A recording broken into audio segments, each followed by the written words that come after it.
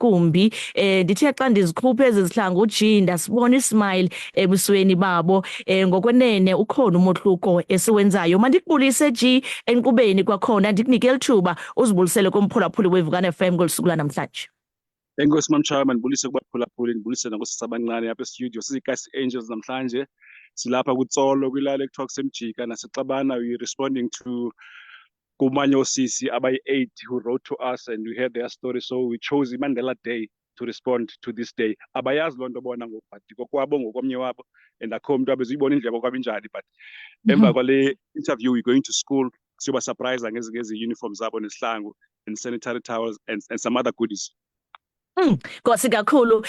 Ukuzobela umfanekiso engqondweni G, the last time usindwendwela apha ke esitishini wasishiya ke neduty into yokubana usitshiya nezihlangu wathi mamtshawe bonani into yokuba nizawuthini na. Sazama ke uku-identifya nathi ke ngakumbi abantwana abangathathi ntweni. Siye safumana ke usapho sithe sabe ke siyal-adopta G lwalapha ke ecala kumasipala wasesakhe isizwe, nanjengoko besenditshilo ndathi ikhaya labo latsha sithetha nje bahlala ke kwisalwane, kodwa ndifuna uzivele kutata. Tata mandikubulise nawe enkqubeni ndikunike elithuba uzibulisele kumphulaphuli weVukani FM ngolusuku lanamhlanje. Ndiyabulisa kunibaphulaphuli beVukani Community Radio. Ndizama ukunicacisela malungana nokwathi kwasehlela. Satshelwa yindlu baphulaphuli, so azange sibe nokwazi uba sibe nokucima indlu leyo ukuthi uba ide ibe iyatsha iyaphela.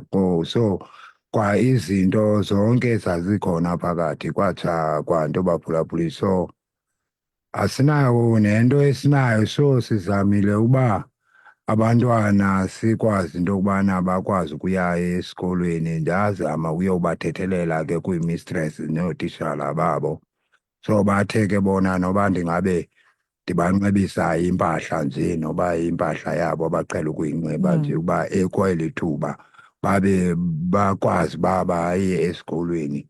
So kwa izatifiketi yonke into namakhadi zaditshela apho kuloo ndlu.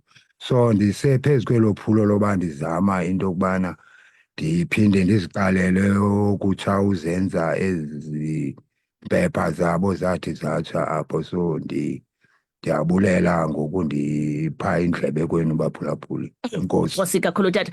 Sithetha ngabantwana abekweyiphi age kuba ngabantwana abane endinabo apha G e-studio.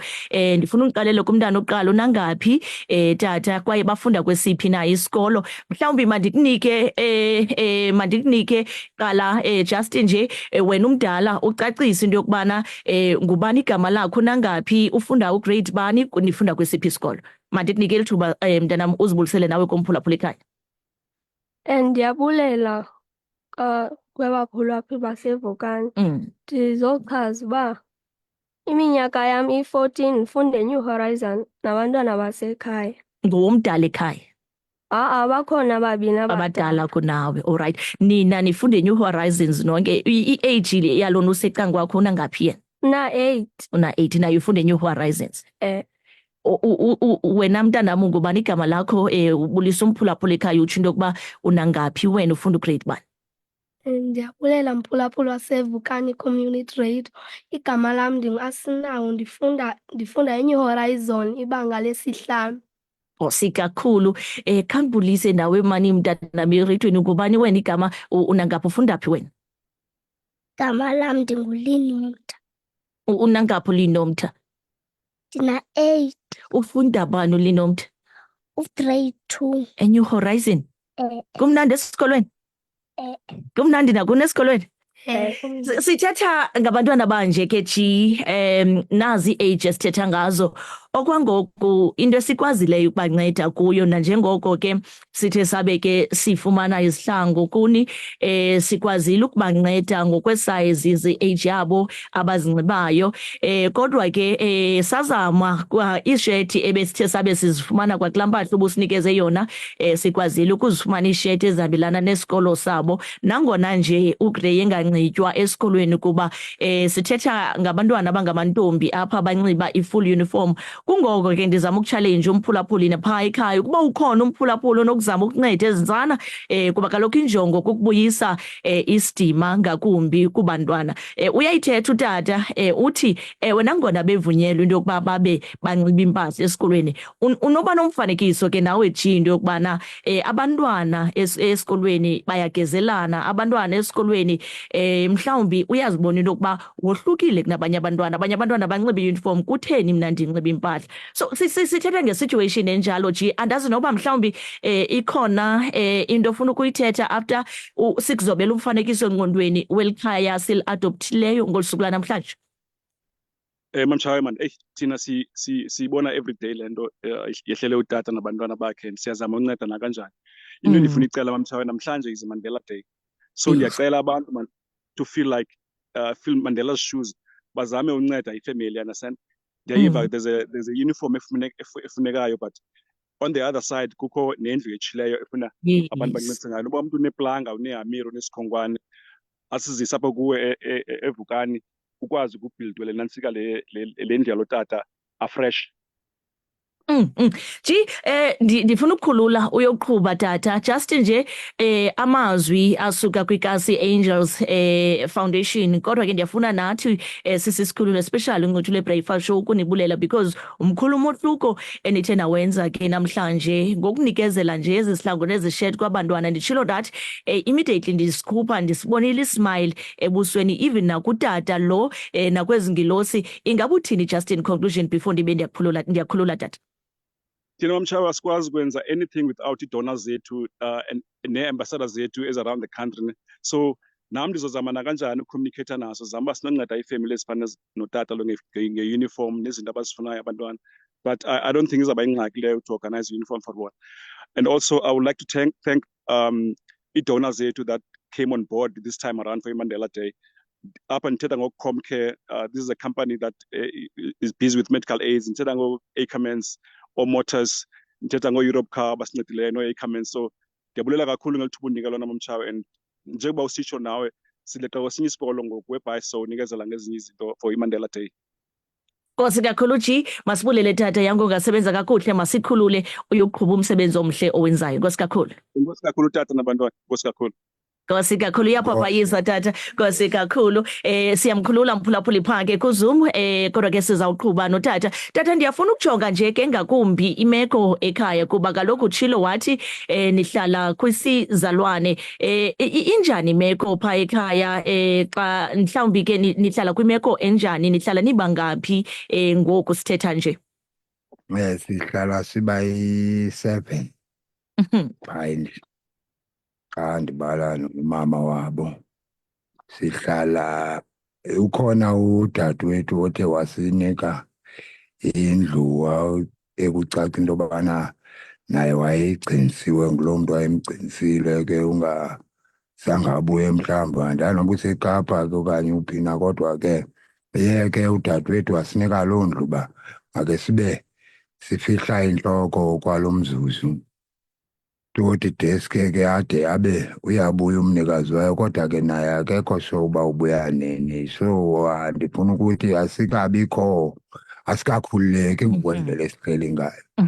Utata uyaphangela yena uyaphangela, uphangela phi? Sifuna ukukroba nje lo mcimbi onjalo. Kwicala lomsebenzi akaphangeli, andiphangeli ndingutata, ndingumntu ophila zezo piece job. Ndimane ndivuka ekuseni ndisiya edolophini ndiyofola phaa ezitrakini, ikhona iilori phaa ezimane zisithatha ngaloo maxesha. So imeko endiphila ngayo ke leyo uba ndibe noncedana, uzama uncedana nolu sapho. Nkosi kakhulu. Mphulaphuli weVukani FM, ubezela nje siphawula ke usuku lweMandela Day, sihlele nolusapho ke nezigilosi apha sizoba kunikezela ke ngezihlangu neuniform. Tata Sithembisi, kodwa sizawuzama ngalamandla sinawo kuba kaloku siyabafuna ubabona nabo benxibe iuniform befana nabanye abantwana. Sawuzama kunkqonkqoza nakweminye iminyango sibone into yokuba siyakwazi ke ukuncedisa njani, kodwa ke sizama ukujonga ke nakulo mcimbi we-birth certificate into yokuba uyakwazi ke ukuncedakala. Bambalwa ke abantu abafana nani kuba kaloku iimeko ezinje zidla ngokuganjelwa ngabantu abangoomama phambili, so bambalwa abantu abangootata bonakala into yokubana bazama ikamva eliqaqambileyo for abantwana babo. Ungadinwa ke tata ukuba mani ukuba khaphela esikolweni kuzawulunga wena. Nifundela uba zintoni xa nibadala? Nifundela uba ufuna uba ngudoktar wena? Ufuna uba yintoni wena xa umdala? Ufuna uba ngunesi? Ufuna uba yintoni wena? Fundela ukuba ligqwetha. Ufuna uba ligqwetha? Uzaba lilo wena igqwetha ne? Ufuna uba yintoni wena? Pilot. Lordy, wow! Nkosi kakhulu. Mphulaphuli weVukani FM, siyayivala kanjalo nengilosi zam xa sibhiyozela ke olusuku lweMandela Day. Sibulele ke kwikazi Angel ngokuthi ibeke yenza ke umohluko bomini ke bezingelosi. Kanti ke nditshilo ndathi namhlanje ndinxibe ikhephu yam ethi Dubs Wekids. Ndingudubs abantwana ngenene, kodwa ke ngethemba lokuba noko asigqibelisi apha. Mhlawumbi ke nawe kukhona ufuna ukufaka okanye ke mhlawumbi kukhona into ofuna ukuyincedisa kolusapho, ungaza ke kwisikhululo iVukani Community Radio ufike ufune uMamtshawe okanye ufike ufune mna okanye ufune iinamba zam uqhagamshelane nam. Kusuka apha nam ndizawuphinde ndiyokroba tata imeko phaa ekhaya, kodwa kokugqibela tata amazwi aya kuwe okubulela malunga ke nezinto othe wabe ke uzifumene namhlanje. Ndiyabulela weVukani ngeli thuba ithe yandipha lona uba ndibe nokusondeza lo mbulelo kumntu lowo uthe wanentliziyo yokuba abe nokundibonelela ngolu hlobo andibonelele ngalo. So ndifuna usondeza umbulelo. Ndifuna kwelinye icala ndinomyalezo nje omncinci ebendifuna ugqithisa thuba le nto yobana ndatshelwana impahla yendlu.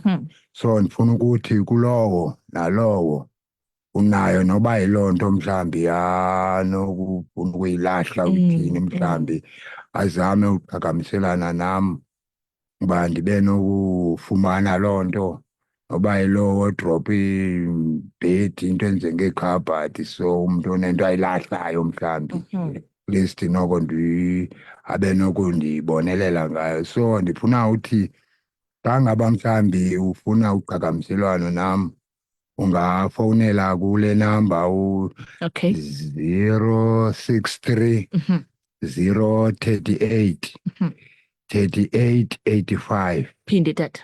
063 038 3885 inombolo zomnxeba endifumaneka kuzo ke ezo.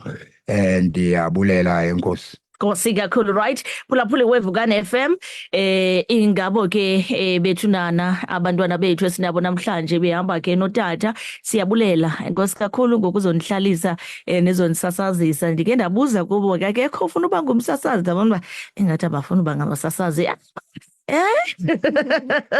Nkosi kakhulu tata. Masikhangele mphulaphuli into yokuba ke ingaba ke siphuma kanjani ukwenjenje, siphuma kanjani naxa singena phakhe emibulisweni. Sithathe ke ne-voice note zakho samujonga wena olusuku lwanamhlanje ngaba ke oluphawulwa kanjani na. Sibhiyozela usuku olubekelwe bucala ukuqwalasela umqela owathi wenziwa ngutata uNelson Mandela.